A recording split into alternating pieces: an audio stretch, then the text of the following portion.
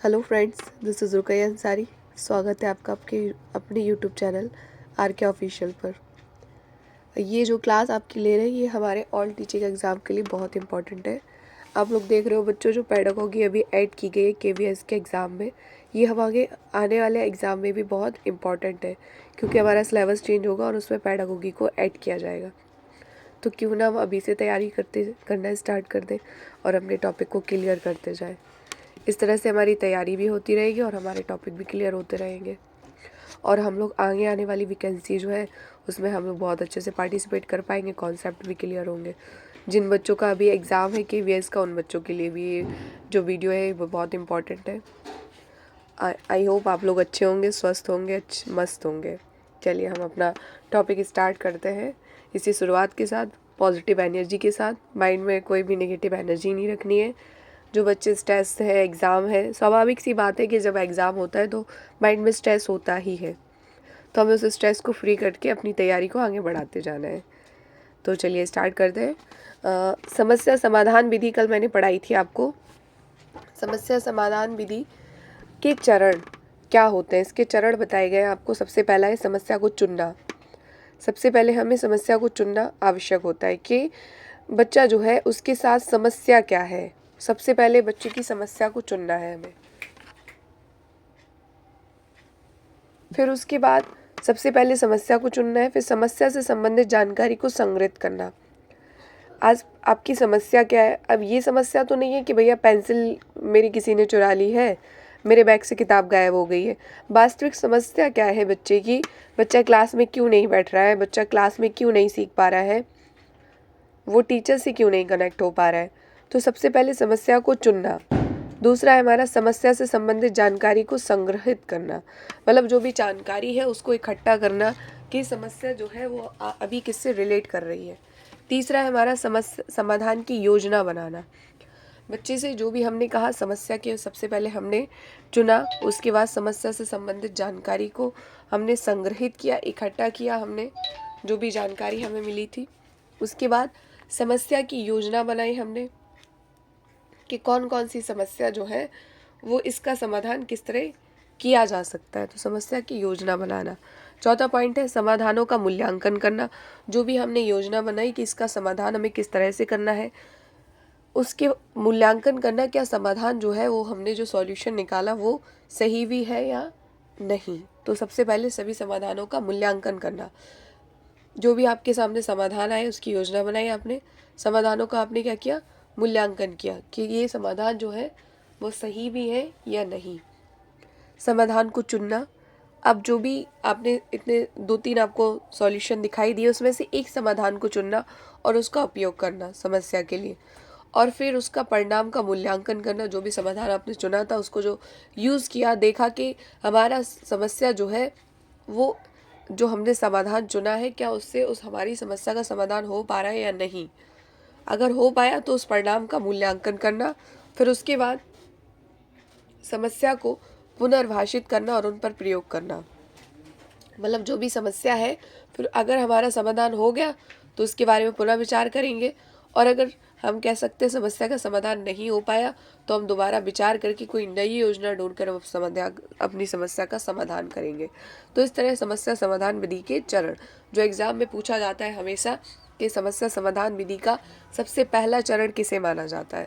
तो समस्या समाधान विधि का पहला चरण है समस्या को चुनना।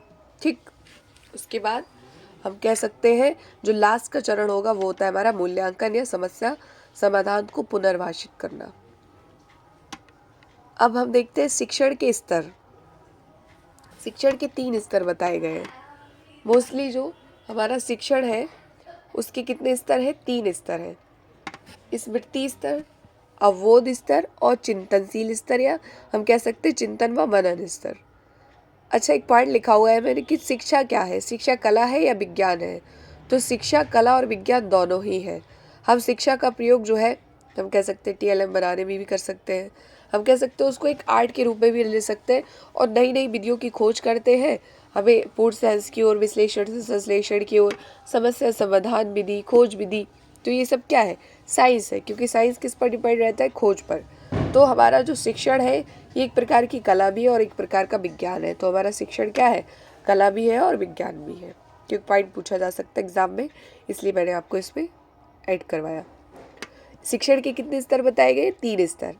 कल हमने पढ़ी हुई थी हर्वर्टियन विधि पढ़ी हुई थी, जिसमें मैंने आपको स्मृति स्तर के चरण बताए थे कि हार्वर्ड विधि ने कितने सोपान दिए। तो हार्वर्ड विधि ने 5 सोपान दिए थे, इसीलिए इनको पंचपदीय प्रणाली का प्रणेता भी कहा जाता है आपका हार्वर्ड को। कितने पद दिए थे इन्होंने, 5। प्रस्तावना, प्रस्तुतिकरण, तुलना, आवृत्ति। आवृत्ति को हम सामान्यीकरण भी कहते हैं। और फिर 5वां हमारा मूल्यांकन, जिसको हमने प्रयोग लिखा था। प्रस्तावना, प्रस्तुतिकरण, तुलना, आवृत्ति, प्रयोग। ये किसने दिए थे, आपके हार्वर्ड ने। तो हार्वर्ड के ये जो चरण है वे किस स्तर पर आधारित है, तो ये स्तर पर आधारित है, स्मृति स्तर पर। और स्मृति स्तर को क्वेश्चन पूछा जा सकता है एग्जाम में कि किसने प्रतिपादित किया, तो ये किया था आपका हार्वर्ड ने। दूसरा है हमारा अवबोध स्तर, अंडरस्टैंडिंग लेवल, मतलब इसको दिया है आपका मॉरिशन ने। तीसरा है हमारा चिंतनशील स्तर, रिफ्लेक्टिव लेवल, ये दिया है हमारा विज्ञा हंट ने। तो इस तरह शिक्षा के कितने स्तर हुए, 3 स्तर हुए। सबसे पहला स्मृति स्तर, अवबोध स्तर, चिंतन या मनन स्तर या चिंतनशील स्तर। सबसे पहले बच्चा जो है, जैसे वो राजधानी है, राजधानी को याद करता है कि Delhi is the capital of India, Delhi is the capital of India, Delhi is the capital of India.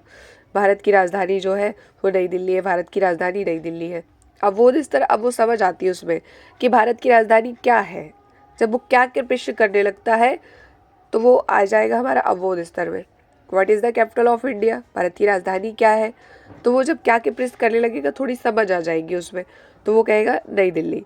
और जब यही क्या के प्रश्न क्यों में बदल जाते हैं कि why is the capital of Delhi, why Delhi is capital of India, Delhi जो है वो भारत की राजधानी क्यों है, दिल्ली ही भारत की राजधानी क्यों है। जब इस तरह के कह सकते हो सोचने की क्षमता विकसित हो जाती है, तो वो स्तर कहलाता है हमारा चिंतनशील स्तर या प्रतिवर्ती स्तर। इसको दिया था बिग्गी और हंट ने। तो सबसे पहले बच्चा जो है वो कैसे सीखता है, स्मृति रट कर सीखता है, अपने माइंड में मेमोरी रखता है, मेमोराइज करता है। फिर उसके बाद उसकी समझ बनाता है, अंडरस्टैंडिंग लेवल के ये क्या है, किससे बना है। फिर जब हम कह सकते हैं जब वो बच्चा इस पर आ जाता है कि हम इसको बनाने में इसी ही सामग्री का यूज़ क्यों करते हैं, दूसरी सामग्री का यूज़ क्यों नहीं करते, जब वो क्यों के प्रश्न पर आ जाता है, तो वो स्तर कहलाता है हमारा चिंतनशील स्तर या रिफ्लेक्टिव लेवल, जिसको किसने दिया है, हंट ने प्रतिपादित किया। अब देखते हैं हमारे शिक्षा द्विमुखी प्रक्रिया है। इससे भी क्वेश्चन बन सकता है एग्जाम में कि शिक्षा क्या है, तो शिक्षा द्विमुखी प्रक्रिया है, मतलब 2 डायमेंशनल है ये, जिसमें शिक्षक और शिक्षार्थी आपके सम्मिलित होते हैं। इसको प्रतिपादित किया आपका एडम्स और रॉस ने। किसने प्रतिपादित किया, एडम्स और रॉस ने। शिक्षा द्विमुखी प्रक्रिया है, किस मनोवैज्ञानिक का कथन है, तो ये कथन है आपका एडम्स और रॉस का, जिसमें आते हैं आपके शिक्षक और शिक्षार्थी, 2 आपके तत्व एलिमेंट सम्मिलित होते हैं। उसके बाद शिक्षा त्रिमुखी प्रक्रिया है।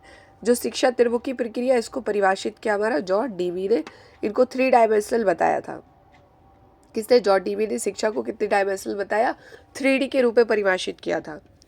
पहला है शिक्षक, शिक्षार्थी और पाठ्यक्रम। जो द्विमुखी प्रक्रिया के मनोवैज्ञानिक थे एडम्स और रॉस, इन्होंने कहा कि शिक्षक जो है, हमें अपनी शिक्षा प्रणाली को पूर्ण करने के लिए सिर्फ 2 व्यक्ति की आवश्यकता होती है, शिक्षक और शिक्षार्थी।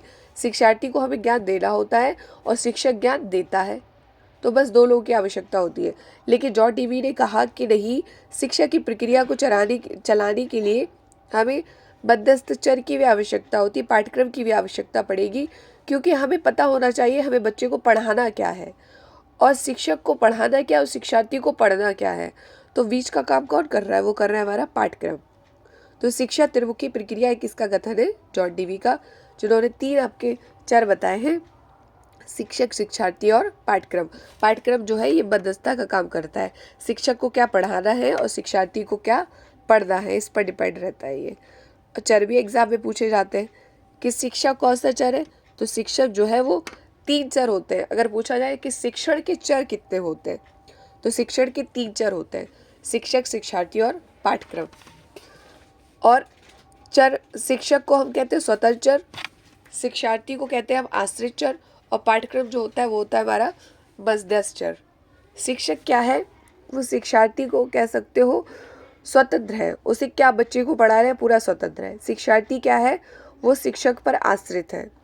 ठीक, बच्चे को पढ़ना है, सिखाना है, कौन सिखा रहा है, उसको शिक्षक सिखा रहा है, तो शिक्षार्थी जो है वो किस पर आश्रित है? शिक्षक पर।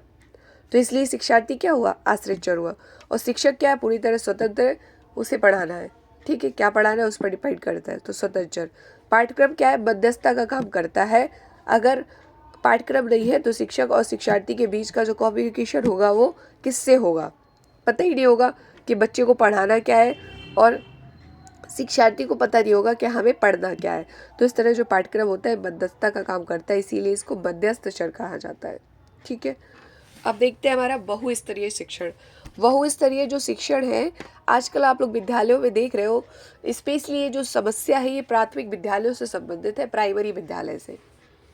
प्राइमरी विद्यालयों में कह सकते हो शिक्षकों की जो संख्या की कमी के कारण जो कक्षाएं संचालित होती हैं, उनमें जब शिक्षकों की कमी होती है तो कक्षा 1, कक्षा 2, 3, 4, 5 के अलग अलग रूमों की व्यवस्था ना होने के कारण एक ही कक्ष में सभी कक्षाओं को बिठा दिया जाता है, और फिर उनको अलग अलग मानसिक स्तर के बच्चे होते हैं, क्योंकि वो कक्षा 1 का है, कोई बच्चा कक्षा 2 का है, कोई बच्चा कक्षा 5 का है, तो सबका आयु लेवल क्या है, उनकी ग्रुप क्या है, उनका एज ग्रुप अलग अलग है।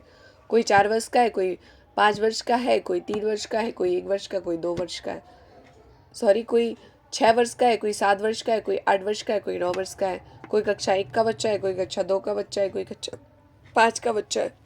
तो अलग अलग आयु स्तर का हुआ, अलग अलग कक्षाओं के बच्चे, अलग अलग भाषाएं बोलते हैं, अलग अलग परिवेश से आते हैं, उनका परिवेश भी एक नहीं होता है, अलग अलग इन्वायरमेंट से बच्चा आ रहा है। ठीक है, जब इन सभी बच्चों को मिलाकर एक ही कक्षा में जब हम शिक्षण प्रदान करने का कार्य करते हैं तो ऐसी शिक्षा प्रणाली क्या कहलाती है? बहुस्तरीय शिक्षण कहलाती है। इसको हम मानसिक स्तरीय शिक्षण के नाम से भी जानते हैं, क्योंकि कक्षा में अलग अलग मानसिक स्तर के बच्चे होते हैं। जो कक्षा कह सकते हो 1 में बच्चा पढ़ेगा उसका मानसिक स्तर अलग होगा, क्योंकि वो बच्चा थोड़ी चीज़ें जानता होगा। जो बच्चा कक्षा 3 का होगा वो थोड़ी ज़्यादा चीज़ें जानता होगा। जो बच्चा कक्षा 5 का होगा वो उससे और ज़्यादा चीज़ें जानता होगा। तो अलग अलग मानसिक स्तर का बच्चा हुआ, तो वो शिक्षण प्रणाली को जब हम एक ही कक्षा में सम्मिलित करते हैं, सम्मिलित करके पढ़ाते हैं, तो वो कहलाती है हमारी बहुस्तरीय शिक्षण। ठीक, बहुस्तरीय शिक्षण जो है इसकी समस्या किस स्तर से संबंधित है? तो ये प्राइमरी स्तर से संबंधित है, क्योंकि प्राथमिक विद्यालयों में शिक्षकों की कमी होने के कारण जब बच्चों को एक ही कक्ष में बिठाकर शिक्षा प्रदान करने का कार्य किया जाता है, वो कहलाती है हमारी बहुस्तरीय शिक्षण। ठीक है, आई होप आपको अच्छी लग रही हो वीडियो, तो लाइक करें, शेयर करें और सब्सक्राइब करें, और अपनी कह सकते हो जो बच्चे तैयारी कर रहे हैं उनकी भी हेल्प करें। अब नेक्स्ट है हमारा सूक्ष्म शिक्षण, माइक्रो टीचिंग। माइक्रो टीचिंग की जो जनक मानी जाती है, इनको कहा जाता है A.W. एलन को। सूक्ष्म शिक्षण की जो जन्मदाता है वो कौन है? आपकी A.W. एलन। अच्छा, सूक्ष्म शिक्षण क्या होता है? जब हम कह सकते हैं एक निश्चित समय में, जैसे कि कह सकते हो एक निश्चित कक्ष में निश्चित शिक्षार्थियों को जब हम शिक्षा प्रदान करने का कार्य करते हैं, तो वो कहलाती है हमारी सूक्ष्म शिक्षण। जैसे कि हमारा कोई कह सकते हो कोई भी हम कह सकते हैं, जैसे कि स्वास्थ्य को लेकर कोई शिविर वगैरह लगाया जाता है, शिविर अभियान, कि किस तरह हमें कह सकते हो बीमारियों की जो रोकथाम है उनको करना है। तो डॉक्टर जो एक टीम गठित कर लेता है 6-7 लोगों की, एक निश्चित समूह हो गया, उनको एक निश्चित अवधि में बिठाकर शिक्षा प्रदान करते हैं कि किस तरह जो है वो लोगों तक हमें उनका उपचार उनको पहुंचाना है, जिससे एक व्यापक स्तर पर बीमारी की रोकथाम की जा सके। तो वो एक लिमिटेड टाइम हुआ, लिमिटेड लोग हुए, उनके आधार पर जब शिक्षण कार्य करने का कार्य करते हैं तो वो कहलाती है हमारी सूक्ष्म शिक्षण। इसके जनक किसे कहा जाता है? वो कहा जाता है A.W. एलन को। अच्छा, जो सूक्ष्म शिक्षण के चरण है वो कितने दिए गए हैं? वो दिए गए हैं आपके 6। कितने चरण दिए गए हैं? 6। पहला चरण है, एग्जाम में पूछा जा सकता है, हर बार एग्जाम में आता है ये क्वेश्चन। पहला योजना। जब भी सूक्ष्म शिक्षण आप दो, सबसे पहले योजना बनाओ कि आप जो है सूक्ष्म शिक्षण किस लिए दे रहे हो, उसकी योजना तैयार करो, कितने समय के लिए, कितने बच्चे इसमें सम्मिलित किए गए हैं। ठीक, उसके बाद शिक्षण करवाओ, शिक्षण कार्य संपन्न करवाओ बच्चों को। उसके बाद प्रतिपुष्टि फीडबैक लो, जिससे पता चले कि हमारी जो योजना बनी थी वो कितनी सफल हुई, कितनी असफल हुई।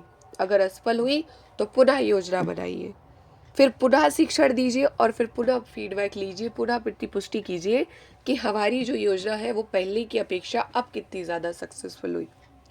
तो इस तरह से हम कह सकते हैं सूक्ष्म शिक्षण के 6 चरण हैं, जो 6 चरणों को 36-36 मिनट में बांटा गया है। कितने मिनट में? 36 मिनट में डिफाइन किया गया है। योजना को 6 मिनट में, शिक्षण को 6 मिनट में, प्रतिपुष्टि 6 मिनट, पुनः योजना, पुनः शिक्षण और पुनः प्रतिपुष्टि। तो इस तरह पूरा टाइम भी पूछा गया एग्जाम में कि सूक्ष्म शिक्षण चक्र की अवधि कितनी होती है, तो वो होती है 36 मिनट। सूक्ष्म शिक्षण चक्र की अवधि कितनी मानी जाती है? 36 मिनट मानी जाती है। सूक्ष्म शिक्षण के कितने सोपान है? तो 6 सोपान है। पहला योजना, शिक्षण, प्रतिपुष्टि, पुनः योजना, पुनः शिक्षण और पुनः प्रतिपुष्टि। ठीक, चलिए, सूक्ष्म शिक्षण का जनक किसे कहा जाता है? तो वो कहा जाता है A.W. एलन को। इस तरह हमने जाना समस्या समाधान विधि के चरण, शिक्षण के स्तर, शिक्षा जो दुर्मुखी प्रक्रिया और त्रिमुखी प्रक्रिया। अच्छा, एक चीज़ और है, शिक्षा जो है, शिक्षा के प्रकार कितने होते हैं? तो शिक्षा के मुख्यतः तो 3 प्रकार होते हैं, औपचारिक शिक्षा, अनौपचारिक शिक्षा और निरौपचारिक शिक्षा। औपचारिक शिक्षा क्या होती है? जिसको हम फॉर्मल एजुकेशन कहते हैं। औपचारिक शिक्षा होती है किसी निश्चित समय में, निश्चित पाठ्यक्रम के द्वारा, निश्चित शिक्षक के द्वारा, जब हम निश्चित स्थान पर जब हम शिक्षा प्रदान करने का कार्य करते हैं, तो वो कहलाती है हमारी औपचारिक शिक्षा। जैसे कि हमारा विद्यालय, निश्चित हमारा पाठ्यक्रम है कि हमें कक्षा 1 में क्या क्या पढ़ना है, निश्चित स्थान है कि हमें उस विद्यालय पर जाना है, निश्चित समय है कि 9 से 3 जाना है कि 7 से 1 जाना है। जब हम निश्चित शिक्षक के द्वारा जो हम शिक्षा ग्रहण करते हैं, तो वो शिक्षा कौन सी कहलाती है? औपचारिक शिक्षा। अनौपचारिक शिक्षा क्या होती है? ना तो कोई निश्चित समय होता है, ना ही कोई निश्चित शिक्षक होता है, ना ही कोई निश्चित पाठ्यक्रम होता है। जैसे कि हम लाइब्रेरी में बैठ के पढ़ रहे हैं, तो वो कोई निश्चित समय थोड़ी ना है। जैसे कि रास्ते में हम गुजर रहे हैं, कोई व्यक्ति हमें मिल गया और वो उसने हमें ज्ञान की बातें बताई, तो क्या कोई निश्चित समय था, या मुझे पता था कि वो व्यक्ति हमें मिलेगा? तो ये कौन सी शिक्षा है? ये अनौपचारिक शिक्षा है, इनफॉर्मल एजुकेशन। एक होती है हमारी निरौपचारिक शिक्षा। निरौपचारिक शिक्षा को हम दूरस्थ शिक्षा के नाम से भी जानते हैं, डिस्टेंस एजुकेशन। जैसे कि हम लोग आज लोग यूट्यूब से एजुकेशन ले रहे हैं, आप लोग हमारे चैनल को ज्वाइन करके यूट्यूब से एजुकेशन ले रहे हो, तो आप लोग हमारे पास थोड़ी हो, डिस्टेंस में हो, ठीक है? तो हम कह सकते हैं आप लोग हमारे सामने भी नहीं बैठे हो, आप हमारे सामने नहीं हो। तो इस तरह जो एजुकेशन होती है वो दूर दूर तक जो पहुंच उसकी संभव हो सके। आज हम लोग कह सकते हो कोई दिल्ली में बैठा हो, कोई कानपुर में बैठा हो, और आसानी से एक दूसरे के विचार हम ले रहे हैं और हम एजुकेशन को कंप्लीट कर रहे हैं। तो ऐसी शिक्षा को हम किस नाम से जानते हैं? निरौपचारिक शिक्षा या दूरस्थ शिक्षा, मतलब लोगों तक उसकी पहुंच संभव हो सके। ठीक, इसमें भी कोई निश्चित स्थान नहीं होता है, लेकिन निश्चित शिक्षण विधियाँ निश्चित होती हैं, निश्चित पाठ्यक्रम होता है, क्योंकि हमें पढ़ना होता है, लेकिन स्थान निश्चित नहीं है। ठीक, चलिए, तो इस तरह हमने जाना शिक्षा के प्रकार, शिक्षण के स्तर, शिक्षण के स्तर और बहुस्तरीय शिक्षण और सूक्ष्म शिक्षण। ठीक, चलिए, अगर आपको टॉपिक अच्छा लगा हो तो इसे लाइक करें, शेयर करें और सब्सक्राइब करें। Thank you.